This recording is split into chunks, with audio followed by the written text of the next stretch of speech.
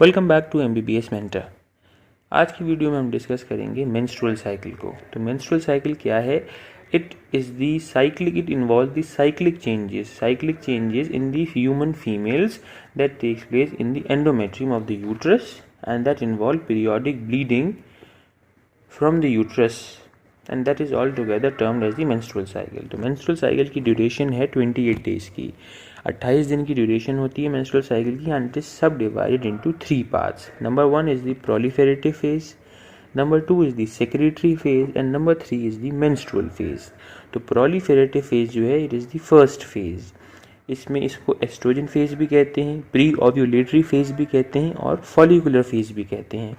इसकी ड्यूरेशन होती है 10 दिन की। Number 2 is the secretary phase, इसको ल्यूटियल फेज भी कहते हैं या ओव्यूलेटरी फेज भी कहते हैं क्योंकि इसमें ओव्यूलेशन होता है। इसकी ड्यूरेशन होती है 14 डेज की। And last is the menstrual phase और द ब्लीडिंग फेज, इसमें जो एंडोमेट्रियम की लाइनिंग है वो फॉल ऑफ हो जाती है जिसमें ब्लीडिंग होती है एंड इट लास्ट 4 डेज। अब ये जो मैंने आपको डेट्स बताई हैं इसमें प्लस माइनस 1 से 2 डेज हो सकते हैं। So that's not our area of concern, but it's just to give you a broad overview। Now coming to the proliferative phase, the proliferative phase is the first phase in the line of studying। इसकी duration 10 दिन की होती है और generally 28 दिन की cycle में 5th to 14th day तक proliferative phase जाता है। अब हमने 5th क्यों कहा, फर्स्ट टू 14 डेज क्यों नहीं कहा? क्योंकि प्रोलिफेरेटिव फेज से पहले मेंस्ट्रुअल फेज होता है। तो इस तरीके से चलता है, बहुत क्लियर कट नहीं है।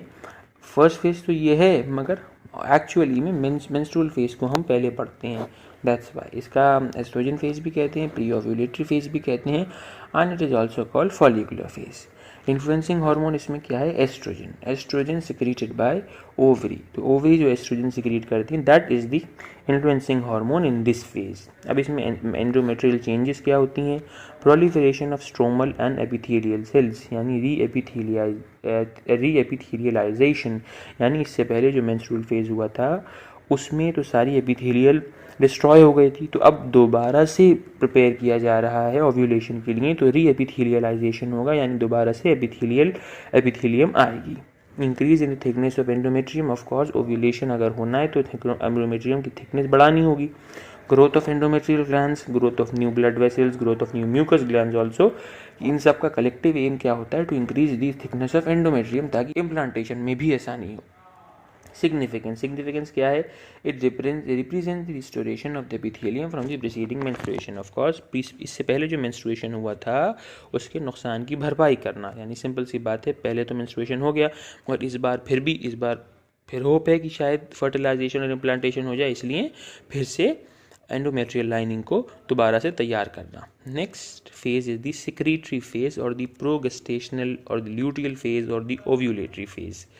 ये चलता है 14 दिन तक, from the 15th to the 20th day. पर नॉर्मली जो है अगर क्वेश्चन आए एग्जाम में कि ओव्यूलेशन किस दिन होता है तो आप 14th day of the menstrual cycle कह सकते हैं। Influencing hormone is progesterone is the influencing hormone secreted by the corpus luteum. अब इसको भी हम डिस्कस करेंगे कैसे। एंडोमेट्रियल चेंजेस देख लेते हैं पहले। Glands become coiled and tortuous and begin to secrete clear fluid. Glands जो होते हैं बहुत ज़्यादा कॉइल्ड हो जाते हैं and begin secreting a clear fluid. Blood supply endometrium की ऑफ कोर्स पहले बढ़ रही थी, अब और बढ़ जाएगी। एंडोमेट्रियम की स्वेलिंग हो जाएगी क्योंकि ओव्यूलेशन होना है। Lipid and glycogen deposition in the stromal cells. और यहाँ तक आते आते एंडोमेट्रियम जो है 3 लेयर शो करेगी, superficial compact layer, middle spongy layer and the basal layer. ये सारे चेंजेस होंगे।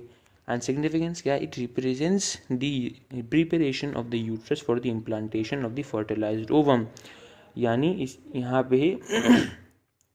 पे ओव्यूलेशन हो चुका है और फर्टिलाइजेशन के लिए ये रेडी है कि इनकेस अगर फर्टिलाइजेशन होता है तो फ़ौरन ही इम्प्लांटेशन के लिए एंडोमेट्रियम को प्रिपेयर करते हैं। Next comes the menstrual phase. Now the menstrual phase lasts for 4 days, the 1st to the 4th day. The menstrual phase 4 days तक last करता है and it is also known as the bleeding phase or the menstruation phase। अच्छा, menstrual phase कब होगा? अगर तो implantation नहीं हुआ तो मेंस्ट्रुअल फेज़ होगा, और अगर इम्प्लांटेशन हो गया, फर्टिलाइजेशन और इम्प्लांटेशन हो गया, तो मेंस्ट्रुअल फेज़ नहीं होगा। क्योंकि लाइनिंग फिर मेंस्ट्रुअल फेज़ कब होता है? मेंस्ट्रुअल फेज़ तो तब होता है जब इम्प्लांटेशन नहीं हो, जो भी एंडोमेट्रियल लाइनिंग बनाई गई उसे डिस्ट्रॉय करके नई आएगी। अब जब उसमें इम्प्लांटेशन हो गया, उसका पर्पस फिल हो गया, तो फिर ये तो होगा ही नहीं। But still in this case हम होप कर रहे हैं कि इम्प्लांटेशन नहीं हुआ। इन्फ्लुएंसिंग हार्मोन इसमें कुछ भी नहीं होता, बिकॉज रिडक्शन भी हो जाएगा एस्ट्रोजन लेवल में, प्रोजेस्टेरॉन लेवल में, क्योंकि ओव्यूलेशन तो हुआ ही नहीं, क्योंकि फर्टिलाइजेशन तो हुआ ही नहीं, और कॉर्पस लूटियम जो है डिसइंटीग्रेट हो गया, तो एस्ट्रोजन तो होगा ही नहीं और प्रोजेस्टेरॉन भी नहीं होगा। कॉज क्या होगा? ऑफ कोर्स जैसे मैंने अभी बताया कि फर्टिलाइजेशन तो हुआ नहीं, कॉर्पस लूटियम का डीजेनरेशन हो गया, एस्ट्रोजन और प्रोजेस्टेरॉन की लेवल्स में कमी आ गई और मेंस्ट्रुएशन हो गया। एंडोमेट्रियल चेंजेस, अब इसमें कुछ नहीं होगा, बस तबाही आएगी। Release of prostaglandin causes construction of arteries, prostaglandin जो है आर्टरीज से कंस्ट्रक्शन करेंगे, एंडोमेट्रियम की नेक्रोसिस होगी, कॉम्पैक्ट और स्पॉन्जी लेयर की शेडिंग होगी, स्पाइरल आर्टरीज रप्चर हो जाएंगी, यानी जो भी ब्लड वेसल्स और म्यूकस मेम्ब्रेन्स वगैरह थी वो सब शेड हो जाएंगी और डिस्ट्रॉय हो जाएंगी। Significant menstruation indicates that no fertilization has occurred, hence there will be no pregnancy, यानी अगर मेंस्ट्रुएशन हुआ है तो प्रेगनेंसी नहीं है। So that was all about the menstrual cycle. Hope you understood the video. In case there is any query, you can ask us in the comment section. Goodbye till then. Like, share, comment and subscribe to MBBS Mentor.